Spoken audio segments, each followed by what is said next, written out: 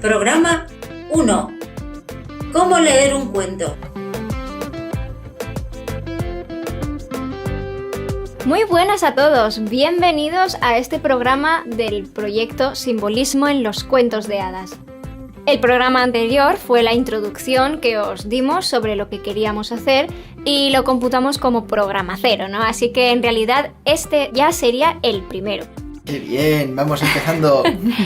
Yo soy Irene Risueño, gran aficionada a estudiar temas de literatura, simbolismo y filosofía, y como en la ocasión anterior me acompaña Daniel Risueño, licenciado en traducción y gran aficionado también al estudio de la filosofía y simbolismos de Oriente y Occidente.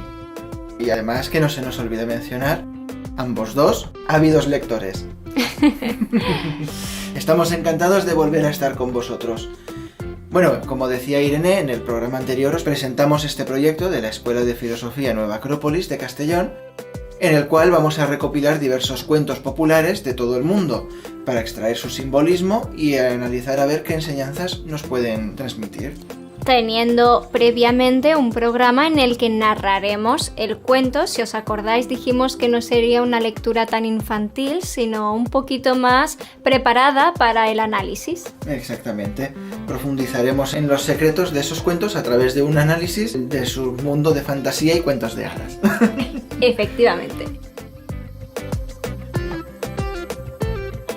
Como recordaréis, os estuvimos diciendo que hay mucho mundo que descubrir detrás de un cuento y queremos interpretarlo e ir un poquito más profundo, ¿no? Un poquito más hacia abajo. Para ello vamos a estar hablando sobre temas en los que vamos a utilizar palabras que quizás por su uso cotidiano o quizás la falta de su uso se hayan caído en el olvido sus significados. O por lo menos nosotros queremos darle significados que quizás son diferentes. Hay que tener en cuenta que con el uso habitual, muchas palabras, y sobre todo el uso callejero, podríamos decir, hay palabras que o bien pierden su significado, o bien parte de su significado se deja de entenderse como tal. Entonces queremos aclarar los términos de en qué términos vamos a hablar. Claro. Una de las primeras palabras que vamos a destacar, ¿cuál es, Dani? Vamos a hablar primero de la palabra esoterismo. ¡Chan, chan, chan! La palabra esoterismo, habitualmente, cuando uno la escucha hoy en día, suele significar pues algo o con un simbolismo muy abstracto, o muy oculto, muy extraño. Incluso puede ser que tenga hasta mala fama para ciertos tipos de cosas, como sí. Echar el tarot y esas magia cosas. Negra. Bueno, magia negra. Vale, me he pasado. Pero se le suele llamar que eso es esoterismo porque se le asocia con ese engañabobos incluso a veces, ¿no? Uh-huh. Bueno, con la charlatanería y tal. Nosotros no queremos darle ese significado ni mucho menos. Para nosotros, el esoterismo será la fórmula que utilizaremos para analizar los cuentos. ¿Qué significa esto? Cuando lo analicemos el cuento a un nivel esotérico, nos estaremos refiriendo simplemente a las claves que el cuento posee y que hablan sobre un camino de crecimiento interior, personal o incluso a veces espiritual. Sencillamente nos referimos a que en el esoterismo se manejan enseñanzas que nos hablan de un progreso interior que no está vinculado, aunque se llame a veces espiritual, a ninguna religión en concreto. Claro. Solamente se vincula con el crecimiento de una persona. Uh-huh. Otra palabra que hemos gastado mucho, que de hecho en nuestro programa anterior también gastamos, fue filosofía. Si os acordáis, os explicamos que para nosotros la filosofía va más allá de la teoría. Para nosotros, cuando analicemos un cuento desde una perspectiva filosófica, lo que vamos a hacer es extraer las enseñanzas que nos parezcan prácticas para nuestro día a día. Uh-huh. Es algo muy importante a tener en cuenta, muy vinculado con lo del esoterismo que decíamos antes, crecimiento espiritual y enseñanzas prácticas. Filosofía y esoterismo en este sentido van de la mano. Uh-huh. A tenor de esto también podemos hablar de una palabra que puede ser que en alguno de los cuentos nos dé un poquito de vueltas, que es psicología. O sociología. O sociología. Sabemos que muchos cuentos se han analizado muchísimas veces ya en niveles sociales, es decir, Uh-huh. las enseñanzas que enseñan comportamientos, y también dijimos en el programa anterior que muchos cuentos hablan de la psicología. ¿A qué nos estamos refiriendo con estas dos palabras para este contexto concreto de los cuentos? En nuestro caso, haremos referencia a que los cuentos tienen evidentemente un nivel lúdico, es decir, es entretenido escuchar cuentos y contarlos. También tienen un nivel moralizador y un nivel educativo. También podemos hacer referencia a las características o análisis destacables que se hayan realizado desde justamente esos ámbitos, como por ejemplo las corrientes de psicoanálisis. Claro. Haremos mucha referencia a ellas porque hubo una figura que fue Carl Jung, que tuvo una importancia espectacular en todo este campo de analizar cuentos de forma profunda.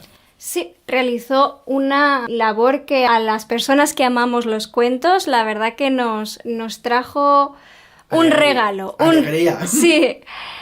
La última palabra que vamos a aclarar es la palabra alquimia. Esta tiene tela. Esta tiene mucha tela, sí, porque la gente lo que suele entender por alquimia es, pues, una de dos cosas, o esa otra brujería que mezcla materiales y sale humo y pociones y cosas por el estilo, o lo que fue la química en su antesala, ¿no? En su origen. Se suele decir que la alquimia es la madre loca de una hija cuerda. Sí, algo así. Bueno, Muy se bien. dice de la astrología, pero aquí también aplica. Sí, ¿por qué no? Bueno, cuando nosotros digamos algo sobre el simbolismo alquímico de algún elemento, estaremos hablando sobre el simbolismo que poseen objetos y materiales por sí mismos. Por ejemplo, los hilos de plata, los zapatos rojos, las manzanas de oro, etc. Todos estos elementos tienen un significado que en la antigua alquimia están representando algo más que el simple color rojo o el simple hecho de que sean un metal concreto. Eso tiene unas connotaciones que en la clave alquímica también nos dan a entender ciertas informaciones. Por lo tanto, queríamos traerlo sobre la mesa porque así, pues mira, completamos significado. Y que conste que no nos lo inventamos nosotros. Platón ya hablaba de estos significados y muchos otros filósofos, ¿no? Ahora me ha venido Platón a la cabeza. Bueno, pues ahora que hemos hecho ya un poco de introducción y hemos aclarado un par de conceptos, ahora sí es el momento de entrar al tema como tal. Lo prometido es deuda. Exactamente. En este programa queremos daros unas pequeñas indicaciones, recomendaciones, para que cuando nosotros hagamos estos análisis, vosotros podáis hacerlos con nosotros. Y así que sea algo participativo y que no seamos nosotros soltándoos la chapa. Claro, y además no es lo mismo solamente escuchar una chapa, ¿no? Que te expliquen algo, a que tú también puedas reflexionarlo por ti mismo. No es lo mismo que te den un ejercicio ya resuelto a que tú mismo te curres las respuestas, ¿verdad? Pues aquí lo que vamos a hacer es daros esas chuletas que os permitan realizar vuestros propios mapas sobre lo que hay que hacer cuando uno lee un cuento. O lo oye, en nuestro caso. Claro, como extraer estos simbolismos así en frío, sin por lo menos un pequeño calentamiento, es muy complicado, nosotros entendemos que os puede costar. Por lo tanto, queremos echaros una mano y así, si queréis estar con nosotros en esos análisis, pues que tengáis unos pocos elementos básicos, unas pequeñas piezas, aunque sea, para ir empezando y tener unas pinceladas para entender por dónde puede ser que vayan los tiros de un cuento. Así que estad muy atentos porque os vamos a dar toda una masterclass sobre cómo leer un cuento. Lo primero sobre lo que vamos a hablar en esta serie de pistas generales va a ser sobre algo que ya dijimos en el programa anterior. Si os acordáis, hablamos de que muchos personajes en los cuentos, por no decir la mayoría, no tienen nombre. Paradlo a pensar un momento, ¿no? La mayoría o no tienen nombre o tienen un nombre que de tan común que es, pues ya deja de ser un nombre propio, ¿no? Por ejemplo, se me ocurre la bruja, Cenicienta, ¿no? Que ya ni mucha gente sabe lo que significa. Blancanieves, ¿qué significa? Pues que es blanca como la nieve, o sea... Ya ves, no dice nada. No. Pulgarcito, ¿qué clase de nombre es Pulgarcito? Ya, eso no. Desde luego, un muy mal padre, ¿eh? Le pondría un nombre así a su hijo. Ponle Hortensio o algo, no sé. Bueno, bromas aparte, obviamente, no darle un nombre propio a los personajes se hace por una razón. Claro. ¿Cuál es esta razón? Es muy sencilla. Se trata de que el cuento busca que nosotros nos abstraigamos de ese personaje, de manera que ninguno adquiera una identidad propia, por decirlo así, Claro. más allá de algún rasgo concreto de su carácter, de su apariencia física, que el cuento quiera destacar por alguna razón. Que seguramente será importante. Ujú. Por ejemplo, si Pinocho es de madera, y eso es una característica importante. Hay personajes que tienen la nariz larga, o los pies grandes, Claro. o pequeños. Todo eso nos da una pista sobre el simbolismo de ese personaje. Y eso es una de las razones. Pero hay otra razón, Irene. Sí, efectivamente. La otra razón por la que los personajes no suelen tener nombre es porque eso, al no darle una identidad propia, nos facilita identificarnos con esos personajes. Y no solo con el protagonista del cuento, sino con todos los personajes que hay en un cuento. El protagonista normalmente seremos una parte de nosotros, ¿no? Esa parte que quiere aprender, quizás. O la que está en desarrollo, Uh-huh. algo así. Será un viaje interior y el protagonista sería su máxima expresión. Justamente lo que acabas de decir lo has clavado. Los cuentos representan un viaje hacia nuestro interior. O sea que cuando leamos un cuento debemos estar muy atentos a todo lo que acontece en él, ¿no? Mira, podríamos poner un ejemplo muy concreto. El antagonista de los cuentos, que es una categoría en sí misma, ¿no? Podríamos meter ahí el gigante, la malvada bruja, el terrible monstruo, el demonio, no sé cuál. Bueno, pues ese ogro o ese monstruo que aguarda al final del camino de cada cuento suele ser una representación de nuestros propios defectos, algún aspecto de nuestra personalidad o de algo interior que no tenemos dominado todavía. Precisamente por eso, si os fijáis, suelen estar al final del cuento. Después de toda la travesía, el caballero por fin llega al castillo donde está el dragón, ¿no? Uh-huh. Eso es una clave. Al final hay un gran defecto al que debemos superar. Por eso es importante conocer el lenguaje simbólico y las claves simbólicas de los cuentos. Para empezar, también muchos de los cuentos, supongo que no os estaré descubriendo nada si os digo que la mayoría empiezan por claves muy abstractas como érase una vez. En un tiempo muy lejano o en un lugar muy muy lejano. Uh-huh. Siempre dicho de una manera abstracta, ¿no? Hace mucho tiempo. Bueno, pues que la mayoría de cuentos empiecen así tampoco es casualidad. Esto se hace porque no se quieren ubicar ni en lugares concretos ni en tiempos de fechas concretos. Entonces, eso que se pretende hacer, por ejemplo, pues la película de La Bella y la Bestia no es históricamente correcta porque en esa época los panaderos llevaban el delantal de color marrón. No, efectivamente, eso lo siento mucho, pero no se puede hacer. Vaya. No es válido. A no ser que sean películas de Disney. Y ahí ya te puedes meter todo lo que quieras. Pero si te vas al cuento, no puedes llegar a saber si está ambientado en el pasado o en el futuro. ¿Quién sabe? Hay una cosa general que más o menos te ubica, que si época medieval o tiene que ser por aquí o por allá, pero el lugar siempre es indefinido porque en realidad el cuento no está hablando ni de un país ni de una época concreta. No es una clase de historia, ¿no? Exactamente, es un viaje interior, como hemos dicho, y eso es atemporal como el ser humano. Por lo tanto, no quiere ubicarse el cuento en un espacio ni en un tiempo concretos, porque vale para todos los espacios y para todos los tiempos. Realmente, lo que se está hablando cuando nos dicen el protagonista fue a la montaña, cruzó el bosque o cualquier otro lugar, de lo que nos están hablando no son de lugares físicos, sino de espacios que hay en nuestro interior. ¿Podríamos poner un ejemplo de esto para que se entienda un poco mejor? Claro, pues el que acabo de mencionar nos sirve perfectamente, ¿no? Hay muchos cuentos en los que el protagonista debe ir al bosque y atravesarlo para llegar a su abuela, por ejemplo. Por ejemplo, Caperucita. Claro. Pues lo que suelen simbolizar los bosques en general suele tener relación con el mundo emocional. Por eso muchos personajes lo que hacen es perderse en el bosque, porque nosotros mismos nos perdemos en nuestras emociones muchas veces. Otro aspecto que deberíamos también tener en cuenta a la hora de analizar un cuento, claro, hemos dicho que nuestro proyecto va a intentar abarcar cuentos de todo el mundo. ¿Qué significa eso? Que vamos a tener cuentos europeos, pero también de Asia, puede que de América, ojalá encontremos alguno bueno.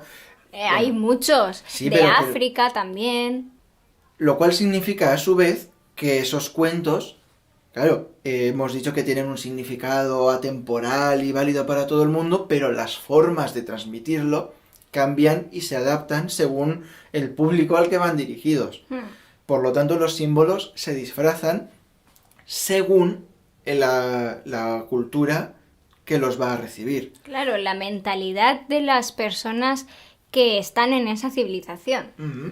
Las claves y los símbolos pueden cambiar radicalmente de una cultura a otra. Por ejemplo, imaginemos una cultura X que en sus cuentos y sus mitos aparece como símbolo un toro. Y nos damos cuenta de que en esa cultura el toro significa pues la fuerza vital, la fuerza de la naturaleza. A lo mejor vamos a otra cultura diferente, en un lugar donde los toros o no existen o son mucho menos abundantes, y para expresar la misma idea de la fuerza de la naturaleza, lo que utilizan es, pues yo qué sé, un búfalo o un oso o un elefante. Es decir, que quizás el símbolo X en una cultura signifique A, pero en otra signifique B. Y un ejemplo muy claro de esto es el dragón. En las culturas occidentales, el dragón, pues ya sabéis lo que significa, ¿no? Algún defecto, algo que haya que derrotar. Se me ocurre San Jorge y el dragón y muchos otros mitos y cuentos en los que el dragón es el que retiene cautivo a la princesa y el que aterroriza al pueblo y se come a los niños. Sí, muy gráfico. Pero, sin embargo, si nos vamos a culturas orientales como China, por ejemplo, allí es todo lo contrario. El dragón es una figura de sabiduría, es una figura a la que hay que respetar, a la que hay que venerar, a la que hay que buscar. Y si no os lo creéis mucho, pensad en muchas series de anime. Por ejemplo, Dragon Ball. ¿Quién es el dragón? Es el que concede los deseos, el que es difícil de encontrar, pero el que todo el mundo está buscando. Sería un ejemplo de otro contexto, ¿no? Es otro contexto y no estamos diciendo que ese anime sea un cuento, ¿eh?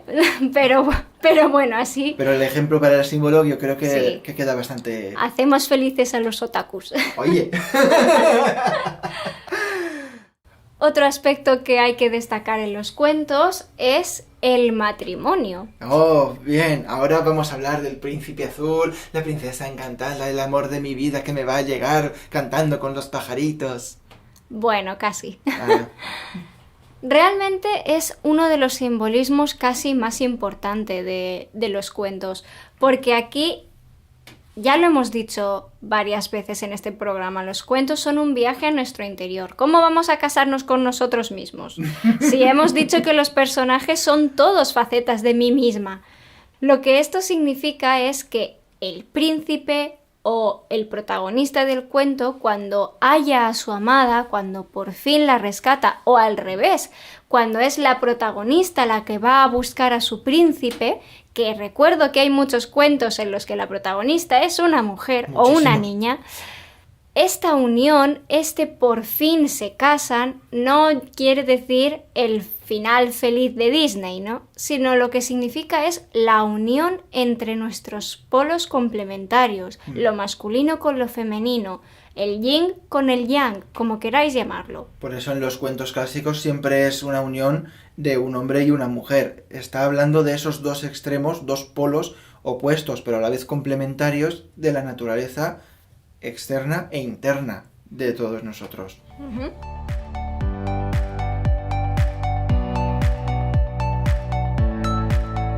Y por último, vamos a hablar de otro elemento que en prácticamente todos los cuentos está. Raro es el cuento en el que el protagonista o la protagonista no tiene que cumplir pues con una serie de tareas, resolver algún acertijo, Pruebas. pues, resolver alguna prueba. Todas estas acciones que tienen lugar en el transcurso de ese viaje que hemos dicho que es el interior de uno mismo, ¿qué significado creéis que pueden tener? Pues tan fácil como los obstáculos que esa persona a lo largo del camino se va a encontrar y que el cuento nos está queriendo advertir de ello. Tenemos 1000 ejemplos. Por ejemplo, el sastrecillo valiente tenía que derrotar a unos gigantes. Caperucita tenía que llevar la cesta intacta a casa de su abuela. Bueno, 1000 ejemplos podríamos encontrar. Hay muchos cuentos donde las tareas suelen ser de distinguir entre dos cosas, elegir entre dos caminos. toda esta plétora de opciones que nos dan los cuentos puede significar dos cosas.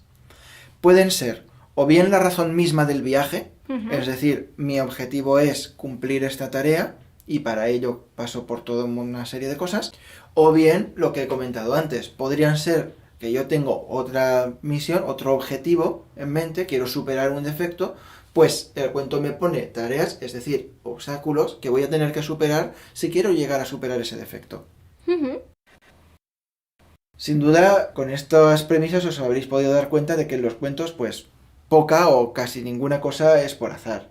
Porque, aparte de estas cosas que hemos dicho, infinidad de elementos más. Los números, los objetos, los colores, todo esto, o casi todo esto, va a tener un significado que es susceptible de ser analizado porque potencialmente nos puede estar queriendo enseñar algo. No debemos olvidar, sin embargo, que en nuestro afán por muchas veces personalizar los cuentos, como bien ha dicho Daniel, un buen cuentacuentos adapta el mensaje del cuento a las personas que le están escuchando. Sin embargo, a veces podemos llegar a caer en la tentación de tergiversar ciertos elementos que no deberíamos tocar porque son muy importantes para las historias, para, lo que quieren decir. Entonces, a raíz de todos estos cambios, hay un sinfín de versiones de todos los cuentos. Podemos encontrar 30.000 versiones de Caperucita Roja, de Cenicienta, de La Bella y la Bestia, del Patito Feo, de cualquier cuento. Y claro, si nuestro objetivo es analizar lo que significa este simbolismo, esto puede ser abrumador. Hay que saber seleccionar muy bien las fuentes, porque los recopiladores de cuentos como Charles Perrault o los hermanos Grimm hicieron una gran labor. Pero claro, en los cuentos modernos, digamos, o sea, en el contexto moderno de los cuentos que Internet ha facilitado la difusión, hay toda una variedad de opciones que nos pueden confundir. Pero queremos lanzaros un mensaje tranquilizador porque en todos los cuentos que vayamos a realizar durante este proyecto, pues ya hemos contado con un equipo en el que estamos nosotros mismos y también más gente de aquí, de Nueva Acrópolis Castellón, que ya se ha encargado de ir buscando distintas versiones, recopilando los elementos simbólicos de esta y de aquella, y el cuento que os ofreceremos va a ser como un mix que intentará acercarse al original lo más posible, manteniendo los elementos simbólicos que veamos que son más interesantes. Claro. Aún así, a lo mejor también elaboramos una versión propia mezclando elementos de varias versiones. Ya lo iremos viendo, pero aún así, quedaos tranquilos porque la versión que os ofrezcamos va a estar muy cotejada y va a estar llena de los elementos que son realmente analizables. Con todo esto, pues ya tenemos una guía básica para poder enfrentarnos con cierto criterio a casi cualquier cuento que caiga en nuestras manos. Así que ya no hay excusa. Cada cuento que leáis o que escuchéis, podéis intentar analizarlo vosotros mismos y a ver qué os encontráis. Pasando ya a otro tema, ya tenemos cómo leer un cuento. Bueno, pues vamos a ponernos a leer un cuento, ¿no? Daniel y yo queremos hablaros de un tema, y es que en nuestra sociedad de hoy en día todo va muy deprisa, lo queremos todo al alcance de un clic, la comida preparada en 1 minuto, si tarda más ya me quejo. Esto afecta también en la forma en la que solemos leer los cuentos. Muchísimo. Nosotros queremos advertiros de que si leéis un cuento en esta rapidez del día a día, seguramente no vais a pillar gran cosa.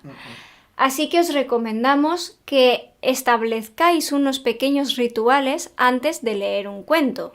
Recordad lo que decíamos antes, los cuentos ocurren en su propio tiempo y en su propio espacio. Es importante respetar ese tiempo y ese espacio antes de abordar la lectura de un cuento.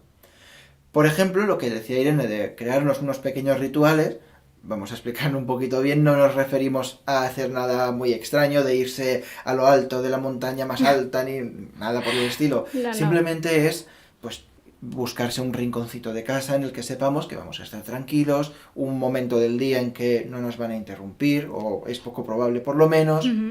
Se trata, pues, de precisamente eso, buscar un tiempo y un espacio para leer un cuento. Pero esto no es algo que nos estemos inventando nosotros. Cuando leemos un cuento, normalmente, ¿qué imagen nos viene a la cabeza? Cuando yo te digo, es la hora de un cuento, ¿en qué situación te acuerdas tú que quien te cuidara te contara un cuento? Ah, claro, justamente antes de ir a dormir. Exacto, en la intimidad de la noche, recogidos en esa oscuridad, ya en la cama, tranquilos, serenos, nos leían un cuento y le ponían esa voz dulce o haciendo las interpretaciones que fueran para crear todo ese ambiente. Y esto es precisamente para lo que decíamos antes. Creamos un momento en el tiempo y en el espacio en el cual estamos tranquilos, receptivos y con ya el momento en el que vamos a dedicar toda nuestra atención a eso. Por eso quizás si tenéis un día muy ajetreado normalmente, justo antes de ir a dormir, podéis recuperar esa vieja costumbre y leer un cuento antes de iros a dormir, porque será seguro un último pensamiento muy bonito para el día. Se me viene a la mente que Hans Christian Andersen tenía una cita muy bonita a este respecto. Él decía que los cuentos sirven para dormir a los niños y para despertar a los mayores. Lo realmente fabuloso de estas narraciones es que pueden alimentar nuestra imaginación, pueden hacernos vivir aventuras desde la seguridad de nuestro hogar, dar alas a nuestro niño interior y a la vez nos pueden servir para tener una reflexión de calidad como último pensamiento del día o transmitirnos incluso una valiosa enseñanza que usar en nuestra vida cotidiana. ¿Ya tenemos ese rinconcito en el tiempo y en el espacio? Bien, ya estamos preparados para leer el cuento. Vamos a meternos en harina. Vamos a ello.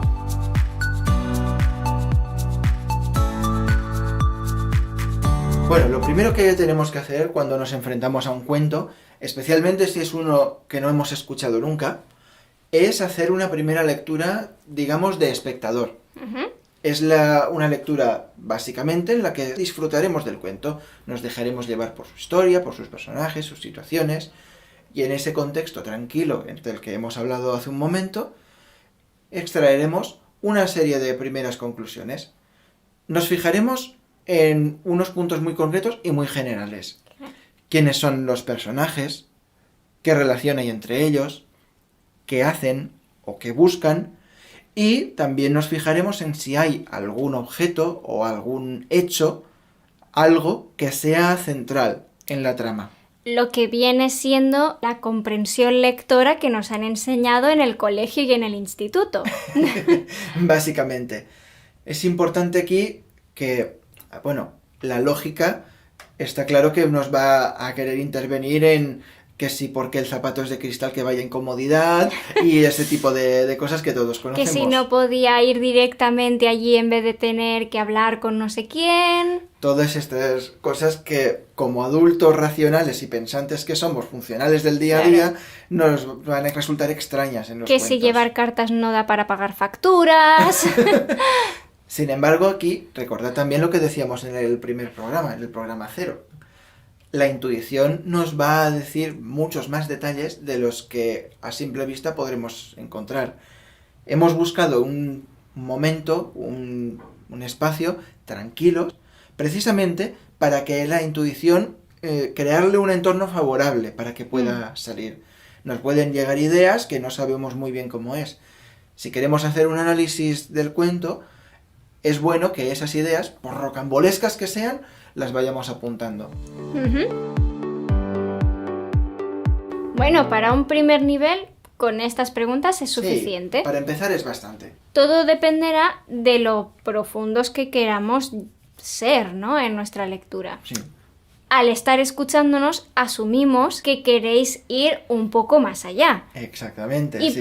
y para eso, pues vamos a seguir dándos apuntes en esta masterclass que os estamos ofreciendo. ¿Qué hay que hacer entonces, Irene, para seguir profundizando en los cuentos? Bueno, pues si recordáis hace un momento os hemos señalado todas las cosas que son importantes a tener en cuenta en un cuento. La cultura, las tareas, los personajes. Pues ahora se trataría de, en una segunda lectura, ir identificando esas cositas, ¿no? Pues, estoy leyendo un cuento chino. ¿Cómo es un poquito la mentalidad china? ¿Qué significan este personaje? ¿Dónde están pasando las cosas? En fin, ir repasando lo que os hemos explicado antes. Entonces, ¿tengo que leer el cuento más de una vez? ¡Uy! Hasta 100 yo diría que son pocas. ¡Hombre! Bueno, venga, quien algo quiere, algo le cuesta. Ya sabéis que el camino fácil no suele ser el correcto. En una tercera fase, cuando ya hayamos leído el cuento varias veces, ya se trataría de ponernos un poquito más en marcha y empezar a buscar el simbolismo que hay. Nosotros mismos, en los podcasts que os vamos a ofrecer, hemos hecho esta labor de investigación en la que no nos hemos inventado los simbolismos. Hay muchísimos diccionarios, muchísimos autores, Jung, como explicaba antes Daniel, que ya han elaborado todas unas tesis increíbles sobre lo que significan los cuentos. Entonces se trataría de, basándonos en estas investigaciones, llegar a una reflexión sobre lo que el cuento nos está transmitiendo, siempre con un criterio y con bases serias. Ahora hemos conseguido tener una serie de elementos, digamos, sueltos, pues se trata de intentar encajar el puzzle, de intentar ver qué relación tienen unos simbolismos con los otros, con los siguientes, con los de más allá.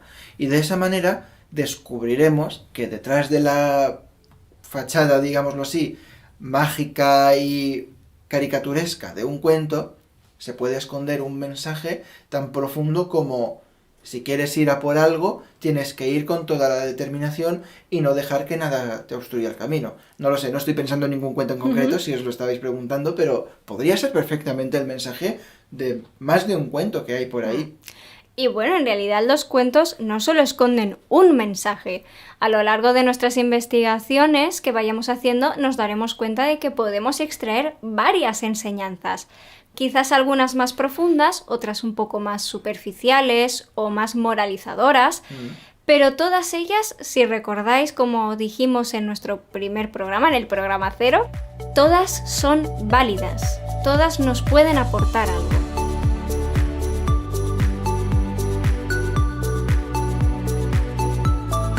Bueno, pues hasta aquí lo que os podemos decir, bajo nuestra experiencia y sin entrar muy en detalle, ¿no? Tampoco se trata ahora de hacer como un máster en interpretación de cuentos, porque tampoco tenemos nosotros todavía la formación para hacerlo. Ojalá. Ojalá. Recordad que esto lo estamos haciendo desde el punto de vista de los investigadores. Es decir, nos está encantando descubrir con cada cuento cosas nuevas. Así que lo que os hemos dicho ahora, después se va a ampliar muchísimo con nuestra propia experiencia y también con la vuestra si la compartís con nosotros en comentarios y feedback similares. Para una guía general, de todos modos, yo creo que ya tenemos suficientes datos y nos ha quedado pues un programa bastante redondo. Sí, para abrir boca está bien. Por hoy ya solo tenemos una cosa más que traeros sobre la mesa, y es... No os hemos dicho todavía de qué tratará el próximo programa. ¡Hombre! Llegamos por fin a la primera narración y el primer análisis que vamos a hacer sobre un cuento concreto. Eso es, a partir de ahora ya los programas van a seguir siempre la misma rutina de una narración y, por otra parte, en un programa separado, un análisis de un cuento. Bueno, pero Dani, dinos ya qué cuento va a ser. Ay, vale, ya voy, ansia, ansia. El siguiente cuento será... El gato con botas. Todo el mundo conoce este famoso cuento francés, pero ¿sabemos acaso qué mensaje profundo duerme bajo la superficie? ¿Qué simboliza el gato? ¿La forma en la que derrota al malvado ogro? Y sobre todo, ¿por qué lleva botas? ¡Es un gato! No tiene sentido. Todo eso lo veremos en 2 programas separados. Primero os contaremos el cuento y en un programa diferente analizaremos su simbolismo.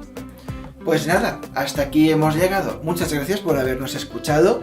Dadnos un like si estáis en Spotify o en YouTube o en iVoox y... Dejadnos un comentario si queréis añadir algo que creáis que nos hayamos dejado. Hasta pronto y recordad... Sed el héroe de vuestro propio cuento.